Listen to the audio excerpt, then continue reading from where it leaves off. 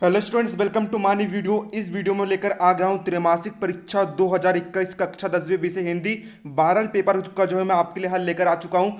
जो मुझे viral paper लग रहा है उसका मैं यहाँ पर आपके लिए हल लेकर आ चुका हूँ। तो छात्रों, आपको पहले बता देना चाहता हूँ, आप जो है यहाँ पर किसी भी वायरल पेपर के भरोसे है ना रहिए, लेकिन आपको क्या है अपनी तैयारी भी साथ में करना है और इन पेपर को भी जो है आपको हल कर लेना। हो सकता है आपको जो है पेपर परीक्षा में क्वेश्चन जो पेपर जो है आपको जो है पूरा फंस जाए। तो आपको जो है 12 पेपर की जो है आपको तैयारी करना है। तो इस वीडियो में जो आपको 12 पेपर बताऊंगा, कम से कम मैं आपको 2-3 12 पेपर का हल बताऊंगा। तो आपको जो है सभी को तैयार कर लेना है। महत्वपूर्ण प्रश्न को तैयार करने से अच्छा है कि आप इन 12 पेपर को तैयार कर लीजिए, क्योंकि इन पेपर में आपको महत्वपूर्ण प्रश्न यहाँ पर दिए गए हैं। छात्रों, सभी प्रश्न को जो है मैं आपको समझाऊंगा। यदि आपने अभी तक इनको याद नहीं कर रहे तो आप इन्हें याद भी कर सकते हैं। साथ ही में टेलीग्राम चैनल को ज्वाइन कर लीजिए और पीडीएफ आप इसका जो है किस प्रकार प्राप्त कर सकते हैं ये भी मैं आपको आगे बता दूंगा। तो छात्रों, टेलीग्राम चैनल को ज्वाइन कर लेना और आप इस वीडियो के लिए नीचे लाइक बटन दिख रहा है, उस लाइक बटन को आप जरूर दबा देना। चलिए शुरू करते हैं। तो छात्रों, यहाँ पर देखिए, पहले आपको देखिए बहुविकल्प प्रश्न आपको बताता हूँ। तो छात्रों देखिए, पहला बहुत ही महत्वपूर्ण प्रश्न यहाँ पर आपको दिया है, सूरदास किसके भक्त है। तो छात्रों देखिए, सूरदास जी जो है कृष्ण के भक्त है। सूरदास जी किसके भक्त है? कृष्ण जी के भक्त है। और यदि प्रश्न आया आपको कि तुलसीदास जी किसके भक्त है, तो छात्रों आप लिखेंगे उत्तर, तुलसीदास जी जो है राम जी के भक्त है। प्रश्न 2 में यहाँ पर दिया है, उपन्यास सम्राट किसे कहते हैं। छात्रों, उपन्यास सम्राट हम प्रेमचंद जी को कहा जाता है। प्रश्न 3 में दिया है, समाज के कितने प्रकार है। तो छात्रों, समाज के जो है 6 प्रकार यहाँ पर है। चौथा क्वेश्चन हमें दिया है, गीता में पर का अर्थ क्या होता है। छात्रों, पर का अर्थ है यहाँ पर परमात्मा से, यानी भगवान से यहाँ पर जो है इसका अर्थ है। आपको बिल्कुल बेहतरीन तरीके से समझा रहा हूँ ताकि जो है आपने अभी तक याद नहीं करा है तो। क्या इंग्लिश बोलने से लगता है आपको डर? तो डरना बंद कीजिए और डाउनलोड के इंग्लिश स्पीकिंग कोर्स के साथ आज ही जुड़ जाइए, जहां इंग्लिश के टॉप एक्सपर्ट्स आपको हिंदी भाषा की मदद से इंग्लिश बोलना सिखाएंगे, वो भी एकदम बेसिक से। अगर आप इंग्लिश बोलने से हिचकिचाते हैं, अपने इंटरव्यू के लिए इंग्लिश सीखना चाहते हैं और अपने आप को इंग्लिश में हीरो बनाना चाहते हैं, तो ये कोर्स आपके लिए है। आज ही डाउनलोड ऐप पर आकर ये कोर्स खरीदिए और अपने इंग्लिश बोलने के सपने को पूरा कीजिए। तो छात्रों, यहाँ पर देखिए, आपको जो है ना, ताकि आपको जो है पूरा जो है समझ में आ सके और आप इसे तुरंत यहाँ पर याद कर सके। 5वें क्वेश्चन हम यहाँ पर देखते हैं, गोपियाँ किसे बड़भागी कह रही है। तो छात्रों, जो गोपियाँ है वे उद्धव जी को यहाँ पर बड़भागी कह रही है। 6वां क्वेश्चन हमें यहाँ पर दिया है, थोड़ा सा जो वीडियो है लंबा हो सकता है क्योंकि मैं आपको जो डिटेल में यहाँ पर एक्सप्लेन करूंगा और इजी क्वेश्चन रहेगा आपका पेपर हिंदी का, ज़्यादा आपको लोड नहीं लेना है। माता पिता में समास है। छात्रों, माता पिता में कौन सा समास है? द्वंद्व समास है। 7वां क्वेश्चन हमें यहाँ पर दिया है, ईश्वर पर विश्वास करने वाले को क्या कहा जाता है। छात्रों, ईश्वर पर विश्वास करने वाले को हम आस्तिक कहते हैं। 8वां क्वेश्चन हमें दिया है, उद्धव गोपियों को किसके बारे में बताते हैं। तो उद्धव जी जो है गोपियों को कृष्ण जी के बारे में बताते हैं। 9वां क्वेश्चन हमें यहाँ पर दिया है, शांत रस का स्थायी भाव। छात्रों, शांत रस का स्थायी भाव क्या होता है? निर्वेद होता है, ना तो रति होता है। रति तो श्रृंगार का होता है। यदि आपको देखिए इस प्रकार पूछा है, श्रृंगार का रति किसका स्थायी भाव होता है। छात्रों, रति जो होता है श्रृंगार का स्थायी भाव होता है। शोक जो है किसका स्थायी भाव होता है?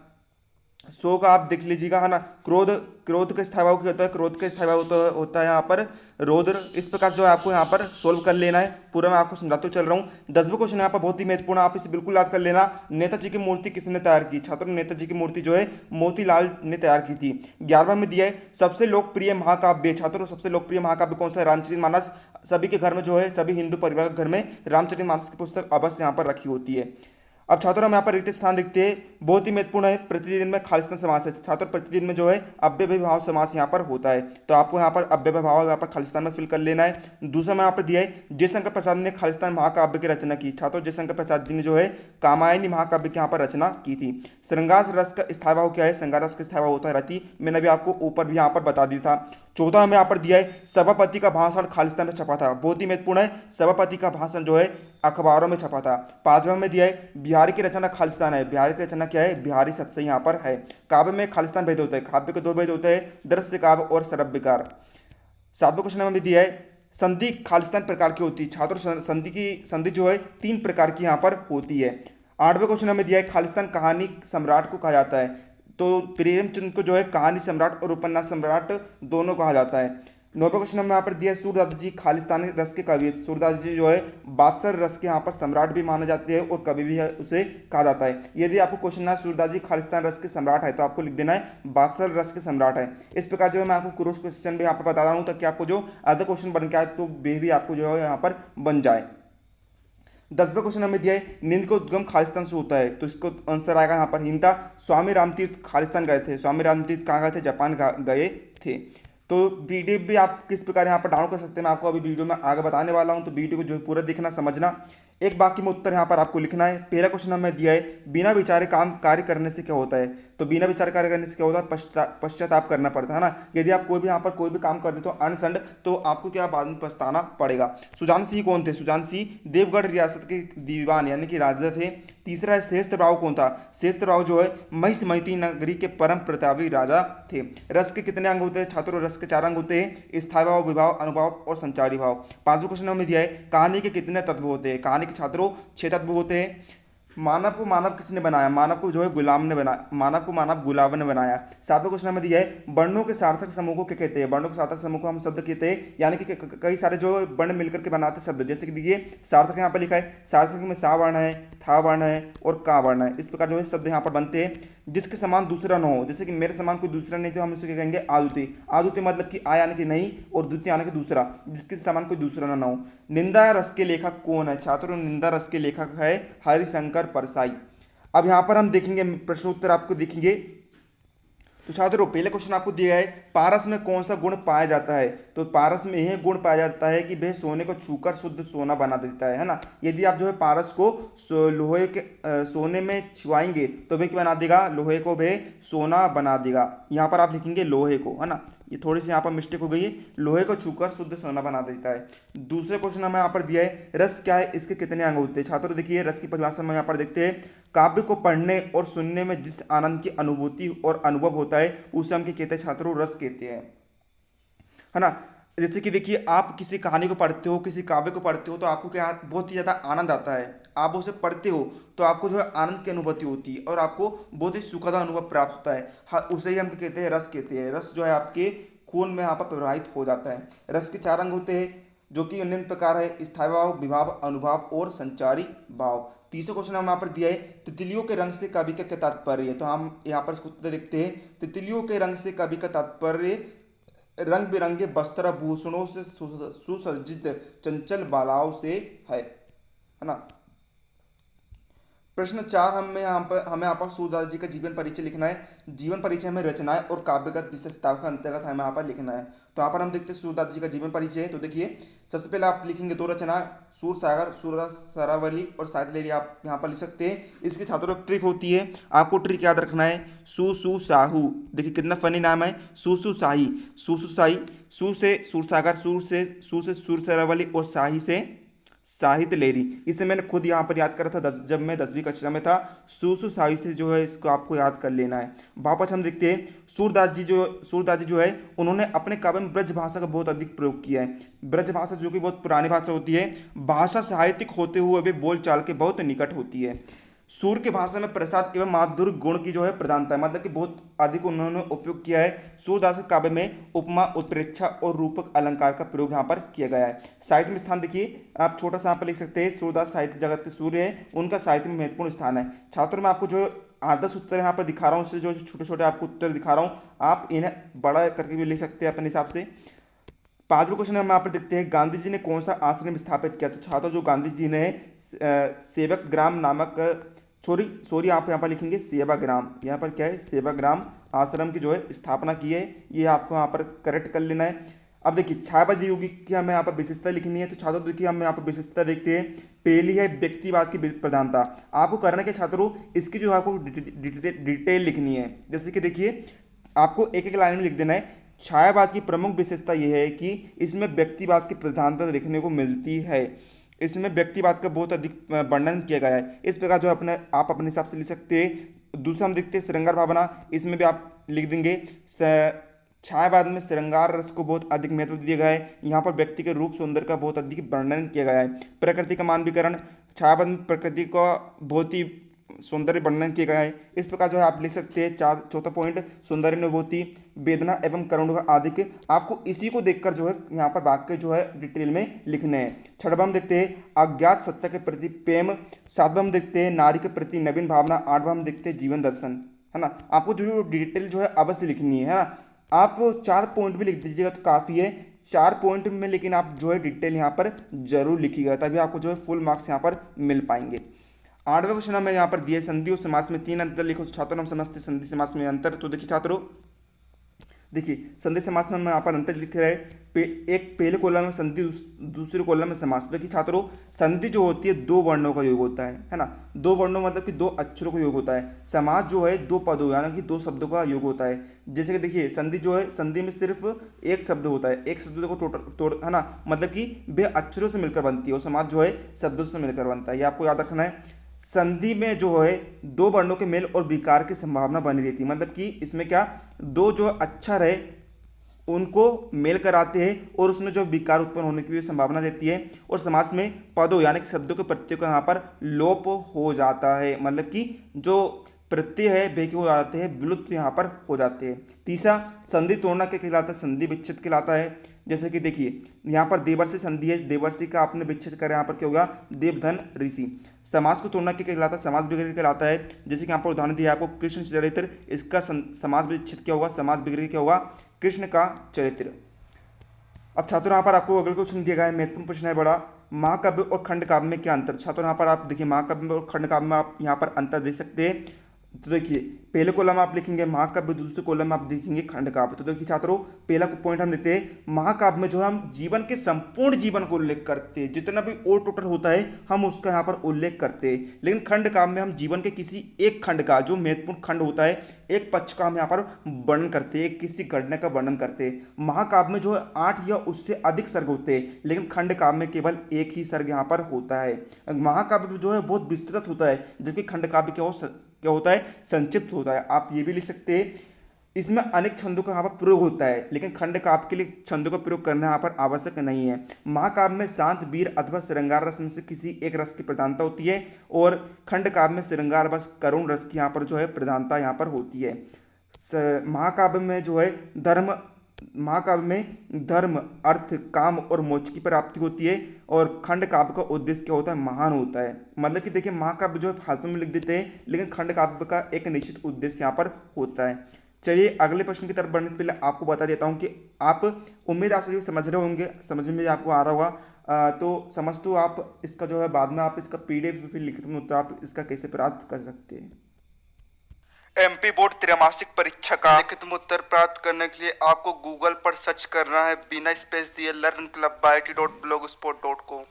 इसके बाद आपके सामने हमारी वेबसाइट का इंटरफेस आ जाएगा। इसके बाद आपको ऊपर दी गई 3 लाइन पर क्लिक करना है। अब नीचे की ओर प्लेलिस्ट खुल जाएगी, इसमें से आपको MP board terminal exam paper and solution पर क्लिक करना है। अब यहाँ से आप त्रैमासिक परीक्षा का लिखित में उत्तर प्राप्त कर सकते हैं। तो छात्रों हमें यहाँ पर 10वें क्वेश्चन दिए गए हैं, अपने बड़े भाई की शादी में अपने मित्र को आमंत्रित करने के लिए यहाँ पर आपको जो है पत्र लिखना है। मतलब कि देखिए यहाँ पर आपके बड़े भाई की शादी हो रही है, और बड़े भाई की शादी में आप अपने परम मित्र को यहाँ पर आमंत्रित करना चाहते हो, उसके लिए आपको जो है लेटर यहाँ पर लिखना है। आजकल तो वैसे यहाँ पर व्हाट्सएप का जमाना है, लेकिन यहाँ पर जो पुस्तक जो है पुरानी है, तो इसलिए यहाँ पर लेटर यहाँ पर लिखना पड़ रहा है। तो देखिए छात्रों, देखिए यहाँ पर आप एड्रेस लिखेंगे, आप अपने हिसाब से जो है यहाँ पर एड्रेस लिख सकते हैं। जैसे देखिए यहाँ पर जो हम एड्रेस लिखते हैं, वे हम जिसे पत्र भेज रहे हैं हम उसे लिखते हैं, ना कि हम यहाँ पर जो है अपना एड्रेस यहाँ पर लिखते हैं। तो आप जो है अपना एड्रेस यहाँ पर लिख सकते हैं। दिनांक, परम प्रिय मित्र नमन, यानी कि देखिए आप यहाँ पर अपने मित्र को जो है आप यहाँ पर नाम लिख दीजिएगा। सप्रेम नमस्कार, अत्यंत प्रसन्नता का समाचार है कि मेरे बड़े भाई, आप यहाँ पर अपने बड़े भाई के नाम लिख दीजिएगा जो भी है। अजय का विवाहोत्सव 20 जनवरी को होना निश्चित हुआ है। तो देखिए आप जो है अगले 3-4 दिन की तारीख यहाँ पर लिख दीजिएगा, जैसे कि 30 सितंबर को आप लिख देंगे। विवाह समारोह जो है भोपाल से हो रहा है। बारात जो है कटनी से भोपाल के लिए 20 जनवरी को प्रातःकाल प्रस्थान करेगी। आप अपने हिसाब से जो है यहाँ पर स्थान भी लिख सकते हैं। विवाह समारोह में सम्मिलित होने के लिए तुम्हें अवश्य आना है। माता जी तथा पिताजी ने तुम्हारे आने के लिए जोर देकर कहा है। तुम यहाँ पर अपनी तारीख लिख दीजिएगा, जैसे कि 29 सितंबर को आ जाना, ताकि आराम कर सकोगे। आदरणीय माता पिताजी एवं पिताजी को सादा चरण स्पर्श, छोटी को स्नेह, तुम्हारा मित्र। आप अपना यहाँ पर नाम लिख दोगे। 11वां क्वेश्चन हम यहाँ पर देख लेते हैं, अपने प्रचार को जो है स्कूल की फीस माफ करने के लिए यहाँ पर आपको आवेदन पत्र लिखना है। तो देखिए छात्रों, सेवा में प्रधानाचार्य जी है ना, प्रचार महोदय जी आप लिख देंगे। यहाँ पर फिर देखिए आपको अपने विद्यालय का नाम लिखना है और डेट आप डालेंगे। जैसे आप कल परीक्षा देने वाले हो तो आप लिखेंगे यहाँ पर 25 सितंबर 2021। 20 से आप किसके संदर्भ में लिख रहे हो, स्कूल की माफ़ी के लिए पत्र आप यहाँ पर लिख रहे हो, स्कूल की फीस माफ़ी के लिए आप यहाँ पर पत्र लिख रहे हो। तो देखिए आदरणीय महोदय, सॉरी आप यहाँ पर लिखेंगे क्या, प्रचार महोदय लिखेंगे आप, प्रचार महोदय, है ना। सविनय निवेदन है यह है कि मैं आपके स्कूल के कक्षा 7 जो आपकी कक्षा है 10वीं, वह आप यहाँ पर जो है डाल लेंगे हूँ, और मैं स्कूल का फीस का भुगतान करने में असमर्थ हूँ क्योंकि मेरे पिता जो है आर्थिक रूप से बहुत कमज़ोर हैं। मेरे पिताजी जो है एक छोटी सी दुकान चलाते हैं जिससे उनकी आय जो है बहुत कम होती है। उनकी मासिक आय मात्र 6,000 रुपये है, जिसमें पूरे परिवार जिसमें पूरे परिवार का पालन पोषण मुश्किल से हो पाता है। इसलिए मेरे पिताजी स्कूल का फीस का भुगतान करने में असमर्थ है। मैं अपनी कक्षा का परिश्रमी छात्र हूं और मैं हर साल अपनी कक्षा में प्रथम आता हूं। इस प्रकार से जो आप यहाँ पर लेटर लिख दीजिएगा पूरा, आप यहाँ पर पढ़कर लिख सकते हैं, समझाने की जरूरत नहीं है आपको। आपके पिता जो है, इसमें आप कह रहे हो कि आपके पिता जो है बहुत ही कम वर्ग से यहाँ पर आते हैं, बहुत ही कम आपकी आमदनी करते हैं। आप अपना नाम यहाँ पर लिख दीजिएगा। 12वां क्वेश्चन हम यहाँ पर देखते हैं, आधुनिक काल के कवियों के यहाँ पर आपको नाम लिखना है। तो छात्रों देखिए आधुनिक काल के कवि कौन कौन है। आधुनिक काल के कवि के नाम है यहाँ पर मैथिली शरण गुप्त, रामचरित उपाध्याय, नाथुराम शर्मा, शंकर ला भगवेंद्र दीन, राम नरेश त्रिपाठी। इन सभी के जो आपको नाम यहाँ पर अवश्य याद रखना है। 13वां क्वेश्चन हमें यहाँ पर दिया है, उद्धव का व्यवहार कैसा था तथा उसकी तुलना किसके साथ की गई है। तो देखिए उद्धव का व्यवहार कैसा था, छात्र लिखिए उद्धव जो है ज्ञानियों जैसे व्यवहार करते हैं। गोपियाँ उद्धव के व्यवहार की तुलना जो है कमल के पत्ते और तेल की गगरी से करती है। तो देखिए यहाँ पर पहला हम देखते हैं कमल से तुलना। तो देखिए छात्रों, गोपियाँ कहती है कि उद्धव का व्यवहार उस कमल के पत्ते की तरह है जो रहता तो पानी में है लेकिन उसमें डूबता नहीं है। पानी का असर कमल के पत्ते पर नहीं होता, अर्थात श्री कृष्ण के सानिध्य में रहकर भी उद्धव उनके प्रभाव से मुक्त है। उद्धव पर श्री कृष्ण के प्रेम का कोई असर नहीं पड़ता। मतलब कि देखिए जो कमल का पत्ता होता है पानी में तो तैरता है, पानी के ऊपर ही तैर रहा है, पानी के ऊपर ही तैर रहा है लेकिन पानी में नहीं डूब रहा है। उसी प्रकार जो उद्धव जी है श्री कृष्ण के साथ तो रह रहा है लेकिन उनका उसका जो असर श्री कृष्ण जी का जो असर है वह उद्धव जी के अंदर नहीं आ पाता है। श्री कृष्ण के प्रेम का उनके ऊपर कोई असर यहाँ पर नहीं पड़ता है। दूसरा हम देखते हैं, गोपियाँ जो है उद्धव के व्यवहार की तुलना जल के मध्य रखे तेल के मटके से भी करती है। तो देखिए जिस प्रकार तेल के मटके को जल के मध्य कितनी भी देर रख दो उस पर जल की एक बूंद नहीं रुक सकती, है ना। मतलब कि जो मटके का जो जल होता है, आप जैसे कि देखिए आपने दिया जलाया ना, आप यहाँ पर उदाहरण दे सकते हैं। ठीक उसी प्रकार उद्धव जो है श्री कृष्ण के पास तो रहते हैं लेकिन फिर भी उनके जो प्रेम से वंचित यहाँ पर रहते हैं। श्री कृष्ण के प्रेम का उद्धव पर कोई असर नहीं होता और वे ज्ञानियों जैसे यहाँ पर व्यवहार करते हैं। 14वां क्वेश्चन हमें यहाँ पर दिया है, दोहा छंद की परिभाषा उदाहरण सहित लिखिए। तो इसको उत्तर आप देखेंगे, दोहा छंद की आप परिभाषा लिखेंगे। इसके प्रथम और तृतीय चरणों में 13-13, है ना, 13-13 और द्वितीय तथा चतुर्थ चरणों में क्या होती है 11-11 मात्रा यहाँ पर होती है। छात्रों इसको जो है आपको समझ लेना है। उदाहरण आप देखिए, मेरी भव बाधा भरो राधा नागरिक सोए, जा तन की झाई परे श्याम हरि दुए द्वितीय हुए। मतलब देखिए जिसको जो पहला चरण है और जो तीसरा चरण है इसमें क्या है 13-13 मात्रा है और दूसरे तथा चौथे चरण में कितनी कितनी मात्रा है 11-11 यहाँ पर मात्रा आपको दी गई है। छात्रों यहाँ पर आपको देखिए अगला क्वेश्चन में आपको भक्ति काल तथा रिक्ति काल की आपको 2 विशेषताएं लिखना है। तो छात्रों इसमें भी आपको करना क्या है डिटेल में जो आपको यहाँ पर लिखना है। जैसे कि देखिए हम यहाँ पर देखते हैं भक्ति काल की विशेषताएं। तो देखिए पहला आपको दी गया सगुण तथा निर्गुण ब्रह्म की उपासना। तो आप डिटेल में लिख सकते हैं भक्ति काल में सगुण और निर्गुण दोनों भक्ति के यहाँ पर उपासना की जाती है। कई कवियों ने सगुण की उपासना की है तथा कई कवियों ने निर्गुण ब्रह्म की उपासना की है। दूसरा आप लिखेंगे गुरु की महिमा। इसमें गुरु के महिमा का बहुत ही गुणगान किया गया है। इस प्रकार जो है आप यहाँ पर लिख देंगे। केवल आप 4 पॉइंट लिख देंगे तो आपको जो है काम चल जाएगा लेकिन आपको जो है डिटेल यहाँ पर लिखना जो है आवश्यक यहाँ पर है। यहाँ पर देख सकते हैं रीतिकाल की विशेषता आप देख लीजिए। रीतिकाल में अधिकांशतः दरबारी की काव्य की रचना हुई, यानी जो वहाँ पर जो दरबारी जो कवि थे, दरबार के जो अंत के जो कवि थे वही काव्य की रचना कर देते थे। रीतिकाल में जो है मुक्त काव्य की प्रधानता रही है। इस काल में ब्रज भाषा जो है प्रधानता थी। कवित्व सवैया दोहा कुंडलिया इस कार के बहुप्रयुक्त छंद है, मतलब कि बहुत ज़्यादा इनका जो है प्रयोग यहाँ पर हुआ है। 16वां में यहाँ पर देखते हैं आपको छात्रों निबंध लिखना है। 16वें में देखिए प्रदूषण फेस्टिवल गेम्स का आपको निबंध लिख देना है। तो छात्रों आप हम यहाँ पर लिख रहा है प्रदूषण का निबंध, यहाँ पर लिख रहा है प्रदूषण। ये देखिए कोई भी यहाँ पर आपको जो है पूछा जा सकता है, जैसे कि आपको जो है प्रदूषण और उसके प्रकार यहाँ पर पूछा जा सकता है। मतलब कि मेन कीवर्ड जो है आपका मेन कीवर्ड क्या है, प्रदूषण है। आपको रूल को यहाँ पर रट लेना है और फेस्टिवल भी आप रट लीजिएगा, है ना। तो आप जो यहाँ पर लिख सकते हैं, जैसे कि देखिए यहाँ पर प्रदूषण का हमने यहाँ पर लिख दिया है। रूपरेखा आप देख लीजिए, आप पूरा यहाँ पर पढ़ लीजिए, इजीली आपको जो समझ में आ जाएगा पूरा आप यहाँ पर याद कर लेना। मन से भी आप यहाँ पर लिख सकते हैं और बड़ा करके भी आप यहाँ पर लिख सकते हैं। तो और यह तो चाहे आप जो आपके पास निबंध होगा आपने जो पहले याद करा होगा वे भी आप यहाँ पर लिख सकते हैं। छात्रों इस प्रकार हमने यहाँ पर आपके त्रैमासिक परीक्षा 12 पेपर का हमने यहाँ पर फुल सोल्यूशन देख लिया है। उम्मीद है आपको वीडियो हेल्पफुल लगा तो वीडियो लाइक कर देना, चैनल पर नया चैनल सब्सक्राइब कर लेना। मिलते हैं अगले किसी नए वीडियो, तब तक के लिए जय हिंद जय भारत।